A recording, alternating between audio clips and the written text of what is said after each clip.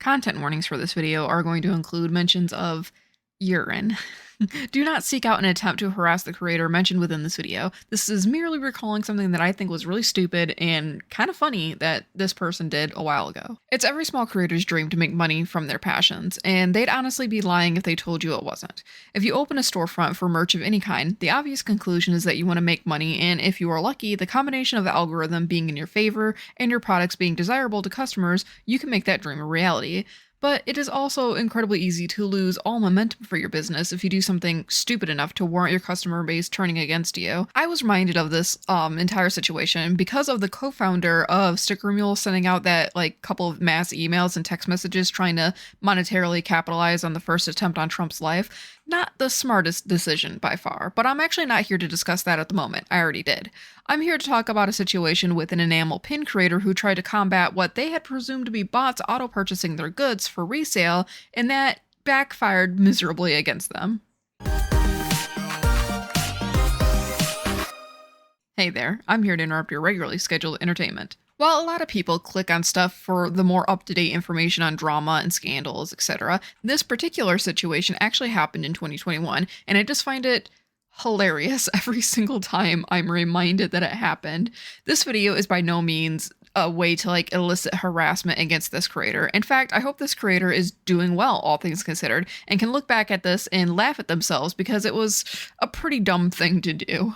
This is also a situation that occurred in an incredibly niche community. I imagine a lot of people haven't heard about it, so let me set the stage by telling you not only about the situation, but also about the community in which the situation took place in. This is also going to sound a bit convoluted until I get to the actual thing that happened, so just bear with me.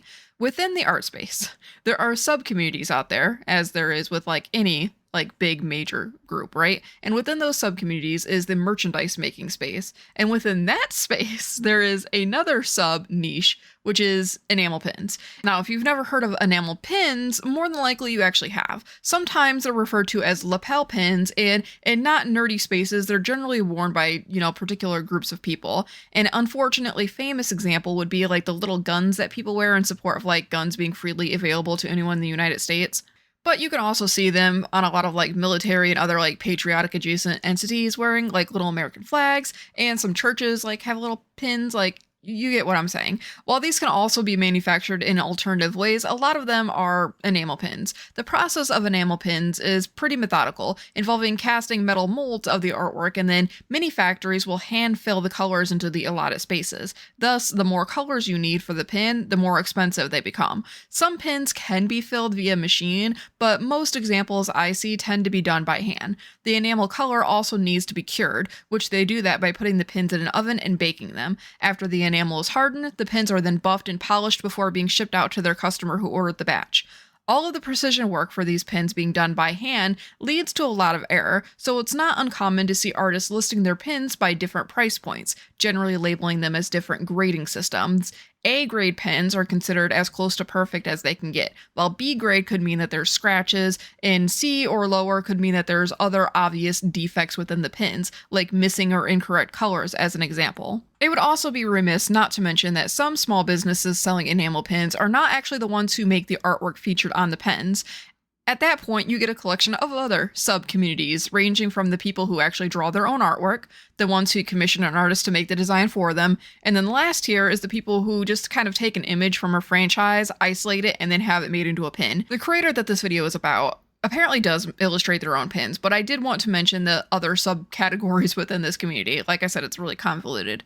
When it comes to people who buy enamel pins, there are some pretty extensively dedicated collectors, with some people buying every pin they save from a specific IP or creator. I find that people who collect enamel pins tend to be more devoted to them than your average merch of a favorite franchise, since a lot of enamel pins tend to be very limited run items since they're so costly to manufacture. Since people who collect enamel pins tend to be pretty ride or die for this particular special interest, it's not uncommon for newly released listings, known as drops, to sell out near instantly for popular creators. Due to this, some pin creators also experience an issue of people using bots to auto-purchase their items in bulk. Often this is for the purpose of scalpers trying to resell the merchandise. This, of course, raises concerns for some creators of legitimate customers being unable to get their hands on the products for the prices that the creator had set. Unless you're more tech-savvy than I am, combating bots might seem to be nearly impossible, which is how we kind of now narrow down into the real subject of this video. Ninetail Pins on Instagram was apparently having an issue with people using bots to auto-purchase their pins during every drop that they had, or at least this is an issue that they thought they were having. It's currently undetermined on my end if this was actually a problem that they were suffering from, or if they were just severely underestimating their own popularity. Regardless of all of that, Ninetail Pins wanted to try to figure out a method to dissuade potential would-be scalpers from profiting off their work without permission.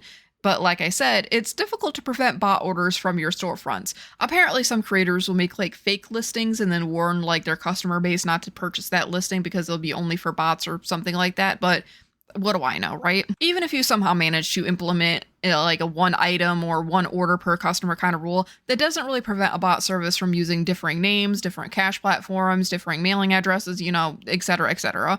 All of that does sound pretty extreme in order to scalp from an indie creator, but resellers will try to make a profit however they see fit to do so. Logically, if you don't want to send an order to someone, the most sensible thing might be to just refund that order. At least that's what I would have done personally. Maybe send off an email to question the person purchasing the product and see if they're a real person, but mostly just cancel and refund the suspicious orders. It's seriously not that hard of a concept. But no, nothing could have prepared me for the reality of the situation that Ninetail Pins got himself into. And if you've never heard of this situation, I don't think you're ready either. Sometime after one of the pin drops for Ninetail's shop, a handful of people got something weird in the mail instead of the products that they had initially ordered. When they had originally opened their mail, they were greeted with a note saying "No bots allowed," with crude doodles in grayscale printouts on cheap copier paper of the pins that they had ordered, instead of the actual pins. This would be enough to confuse and frustrate any customer on its own, but they were also bombarded with a foul odor with their packages. Originally, people had suspected that the rains of smell was due to the contents of the packages being soaked in urine. Yes, you heard me correctly. People thought this dude pissed on their mail. With the amount of people now rightfully throwing a fit about not only not receiving their orders, but also the fact that what they did receive was initially believed to be covered in piss, Ninetail Pins had no choice but to respond, as a lot of people were now screaming that he was running a scam operation to steal money from longtime fans. These people were sadly falsely accused of being bots due to seemingly the fact that they used Apple Pay for their orders.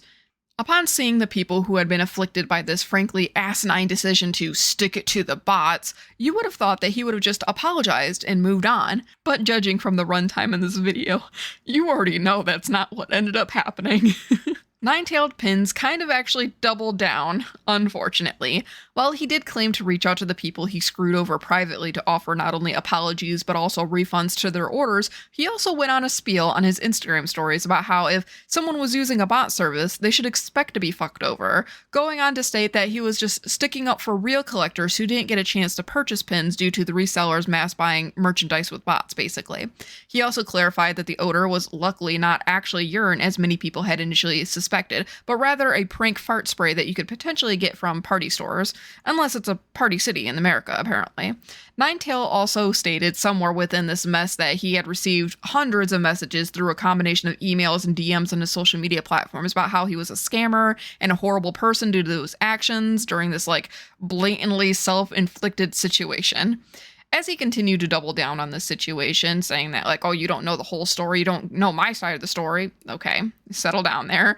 I've seen a lot of unverified sources that some of the people who originally believed their orders were covered in urine were going to file complaints against Ninetail through the platforms that he ran a store on, through the government, wherever they could file a complaint, basically. When it comes to a crash out for a business kind of like this, it's not uncommon for there to be a shift within the customer mindset to not only not engage with that type of product that was used for the scam, which it's kind of a scam in this sense, right? But we often also see similar businesses being vilified for the behavior of their peers, especially small businesses like this.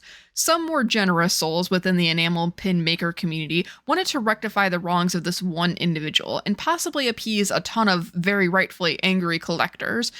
So there was a small collection of creators who offered to send out pins from their own stores to the people who never received their real orders from Ninetales. You might be asking, why that instead of just Ninetales sending out the pins that his customers actually ordered? Well, again, unverified, but I would imagine it's due to what I had mentioned within the beginning portions of this video. Pins are costly to manufacture, take a while to manufacture, and they also tend to be very limited releases due to those factors. Often, when a pin maker runs out of stock on one particular design, they don't restock it and they just move on to making the next design. I imagine Ninetail Pins just didn't have any pins left to send the people that he fucked over, thus issuing refunds instead. Although he did say that, like, if they accept it or approve it or something like that, which is a little odd to me, but whatever. I also wouldn't be surprised if the people that he screwed over just simply did not want him to send them anything else due to his rash and stupid blunder. I mean, if you get piss in the mail one time, you don't want someone to send that to you again, you know what I mean? Another benefit to the other creators and businesses replacing the orders from Ninetales' like clientele that they didn't receive is also just for the sake of him no longer having their business. A marketing tactic to show that these businesses aren't like them. They're not going to send fart spray soaked packages with copier paper prints of the things that they ordered instead of the real products. This is worded like really cynically, so I do apologize for that. I don't mean to negate the actual generosity of these businesses for offering to replace other people's like orders, because it definitely was not their responsibility to clean up after Ninetail Pins in any way. He dug his own grave with this frankly alarmingly immature response to a pretty mildly annoying problem, and it seems like he has to lie in that grave. I don't know if Ninetail Pins ever apologized for the stunt in any meaningful capacity. Currently, his Instagram account is set to private, and both of his storefronts listed in his Linktree are no longer running. It is possible that he moved on to using a different alias online, or it could be possible that he just couldn't bounce back from the situation, as the Etsy site did say that it remained open for almost a whole year after this took place. Or maybe closing up shop had nothing to do with this at all. Who knows? Despite other comments in regards to him being a jerk and other not too savory things about his personality, I do actually hope that he at least learned something from this situation, like maybe just auto-rejecting orders he didn't want to fulfill for whatever reason, or sending out a "please confirm you are a human" kind of email. Literally absolutely anything other than making people think he pissed on their mail and stole their money. Imagine the chargeback fees if anybody decided to file claims with their banks. Just thinking about that amount of fees is frankly alarming and very scary to me. What do you guys think about this situation? Do you think there was any way for Ninetail Pins to come back from this mistake besides totally rebranding his online presence? Were you one of the few people that actually knew about this when it happened? As always, please be polite within the comment section. Like the video if you found anything in this interesting, and subscribe if you haven't already. This video, like all of my content, is brought to you by Patreon, so thank you so much to Ippo, Alec, Ashley, and Mel for subscribing. If you want to support me on Patreon, tier start as little as $1 a month. Also, thank you to the channel member, Megan May. This is Finn, signing off, until next time. I can't move on till I let go. I feel so lost, never at home. Need to be strong, every breath hold. 'Cause I can't move on till I let